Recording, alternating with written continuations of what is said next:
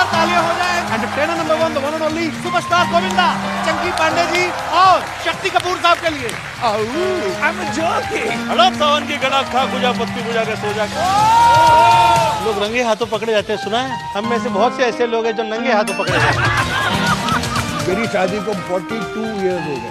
इन 42 years में इतनी जनता बैठी है, कोई भी खड़ा होकर बोल दे कि मेरा अफेयर किसी के साथ हुआ।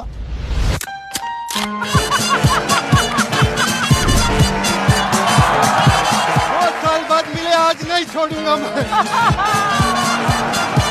जैसे आके फिल्म में आप लोगों ने एक बंदर रखा हुआ था ना, मैंने भी एक गधा रखा हुआ है। आपने कभी बताया नहीं कहाँ है गधा? हरा रंग का है, मोटा सा है। नहीं, काला कुर्ता पहना हुआ है, वो भी गधा ही। कपिल, जिस वक्त शिल्पा मुझे देखने के लिए आई तो पहले पूछा, चिच्ची कैसे लग गई, सुनीता कहाँ थी? मैं कहा सुनीता तो बाहर गई थी मंदिर में। तो तुम्हें गोली किसने मारी? रात के समय छोटू गांव में बिजली चली गई। हर जगह अंधेरा छा गया। गहरी सर्दी के बीच अनिल अपने घर लौट रहा था।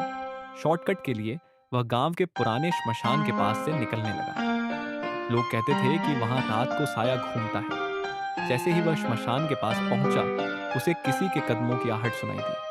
वह रुका और पीछे मुड़कर देखा, लेकिन वहां कोई नहीं था। उसने कदम तेज किए।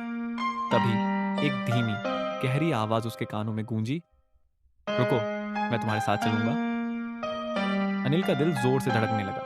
उसने डरते हुए कहा, कौन है?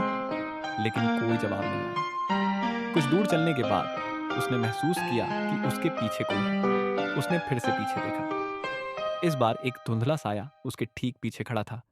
वह साया धीरे धीरे इंसानी आकार लेने लगा। उसकी आंखें जलती हुई लाल थीं और उसकी भयानक मुस्कान ने अनिल को जकड़ लिया। साया गहरी आवाज में बोला, तुमने मेरी जगह पर कदम रखा है, अब तुम मेरे साथ रहोगे। अनिल ने भागने की कोशिश की, लेकिन उसके पैर जमीन से चिपक गए। साया ने उसे घेर लिया और अनिल की चीखें अंधेरे में गुम हो गईं। अगली सुबह गांव वालों को श्मशान के पास सिर्फ अनिल की चप्पलें मिली।